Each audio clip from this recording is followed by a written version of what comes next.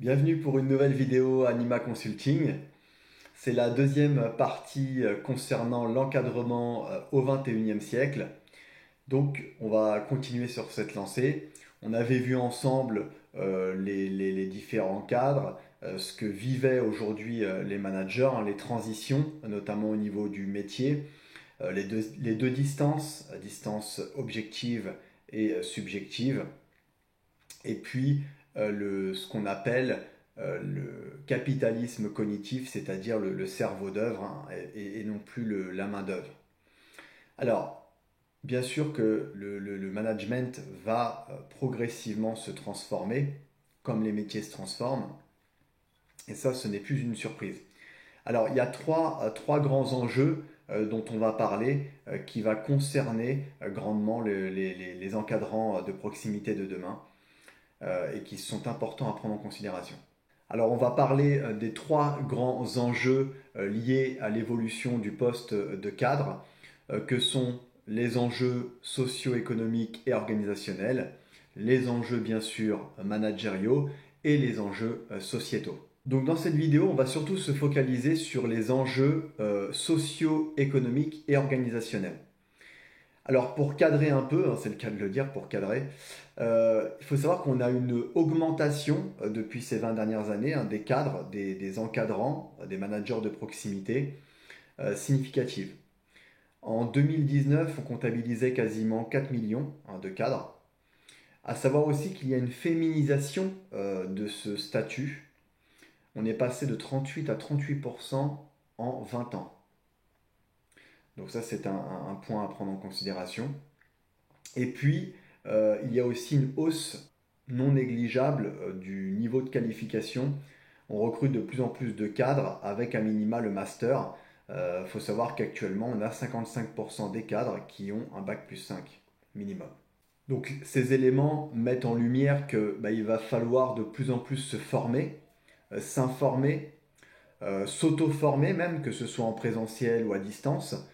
On voit aussi qu'avec cette féminisation, il faut l'acceptation, et notamment de la population masculine, d'être dirigée aussi par des femmes. Donc il peut y avoir ces conflits socio-culturels, notamment. Et puis bien sûr, cette hausse significative du niveau d'études. Et puis bien sûr, le transfert des compétences, la transformation en profondeur des statuts par la transformation des métiers. Alors qu'est-ce qu'on entend par profonde transformation ou transformation en profondeur? Eh bien notamment la transformation numérique. C'est une véritable révolution ce que l'on vit actuellement. On travaille de plus en plus avec les TIC, les techniques d'information et de communication, que ce soit de l'ordinateur fixe, portable, jusqu'au téléphone portable, aux tablettes. On travaille de plus en plus par Teams, Zoom, visioconférence, même par WhatsApp, des appels donc à plusieurs. Voilà, donc on a vraiment toute cette transformation des réseaux aussi, les réseaux de communication avec notamment la 5G où ça va de plus en plus vite, les transferts de données, les transferts de documents, de travaux effectués. Donc là, il y a vraiment cette évolution-là. Et puis la polyvalence, d'accord, la polyvalence, ce qu'on appelle les polycompétences qui sont de plus en plus souhaitées par les recruteurs. On nous demande d'avoir multicasquettes. Alors ça aussi, il faut s'y préparer. On revient sur ce qu'on disait, le fait de se former, s'auto-former de manière continue. Là où avant, on pouvait garder les mêmes diplômes pendant 10-20 ans, là aujourd'hui, en 5, voire 3 ans, voire même des fois moins, ils peuvent quasiment être obsolètes. J'exagère, mais ça peut être ça dans certains domaines. Voilà. Et puis les responsabilités partagées. Qui dit un statut, une évolution des statuts dans une entreprise, dit aussi une évolution des responsabilités. Un cadre n'a pas les mêmes responsabilités qu'un opérateur terrain, par exemple. Alors un sujet, et pas des moindres, parce qu'aujourd'hui on en parle de plus en plus, et on vit aussi dans une ère entre guillemets, je dirais, de loisirs. C'est l'équilibre entre vie privée et vie professionnelle. Et les managers du 21e siècle sont très à cheval là-dessus. Hein, ça reprend notamment en plus une orientation de l'accord national interprofessionnel sur la qualité de vie au travail, hein, cet équilibre.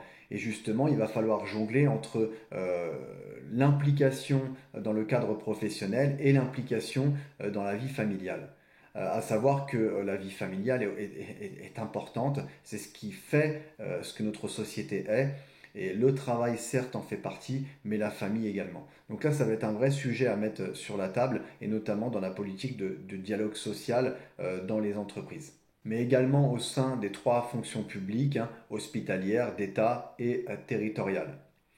Donc dans toute cette évolution et ces transformations, il va falloir faciliter l'accès des collaborateurs à l'information, à la concertation. Donc il faudra de plus en plus se concerter, impliquer en amont sur les projets futurs de l'entreprise, des entités, hein, des collectivités, des administrations.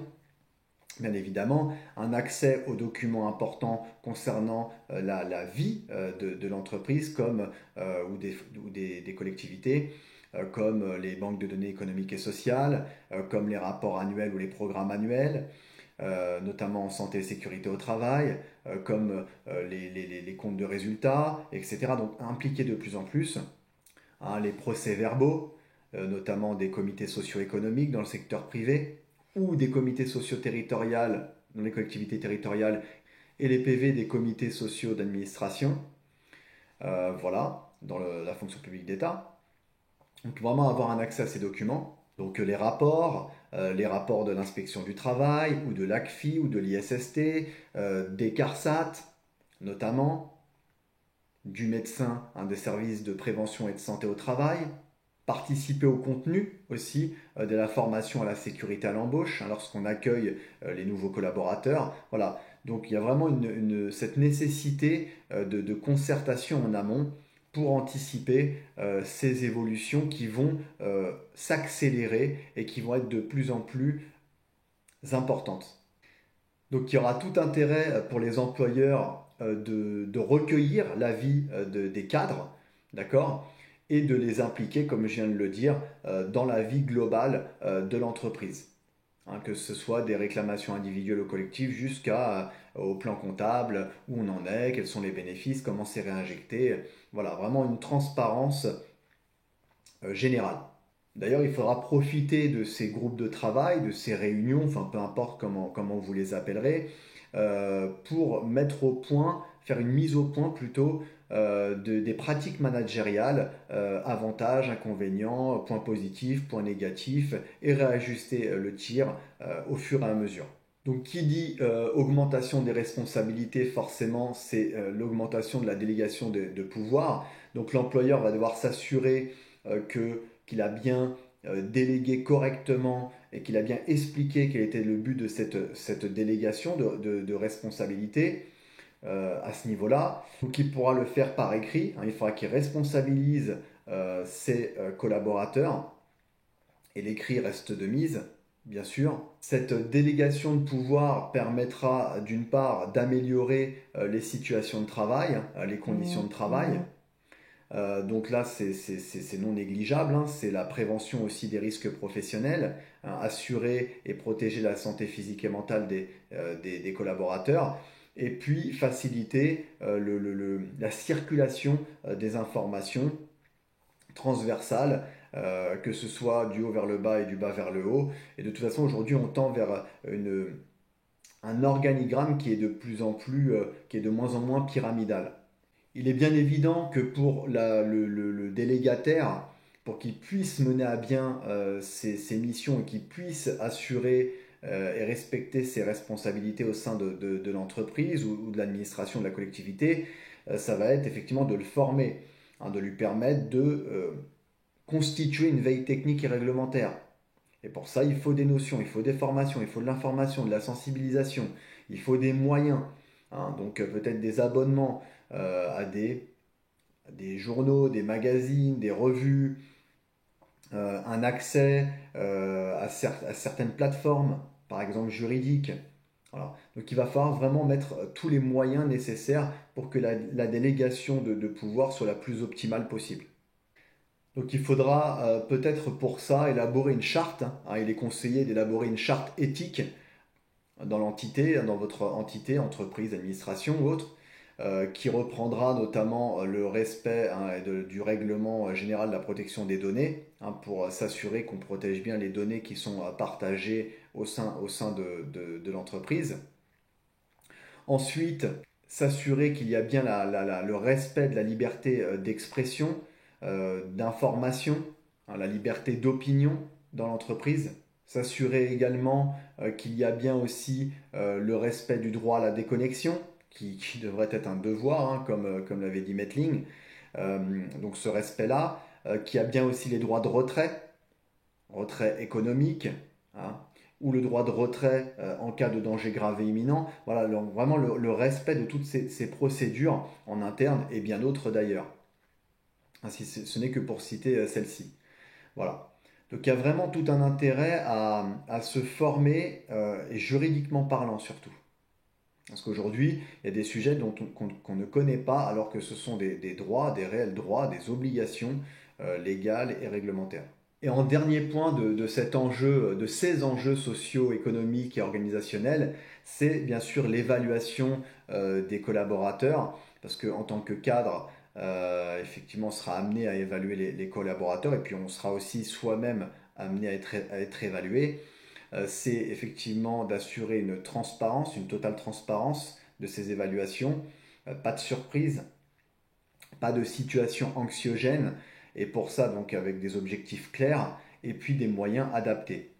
Et puis deuxième point, c'est assurer, mettre en place des échanges réguliers avec les collaborateurs, mettre des points d'étape sur l'année par exemple, tous les 2 mois, on se dit voilà, on se fait un point global sur l'ensemble des sujets.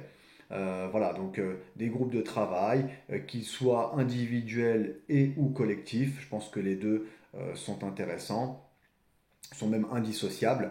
Voilà, donc ça c'était pour la partie enjeux socio-économiques et culturels.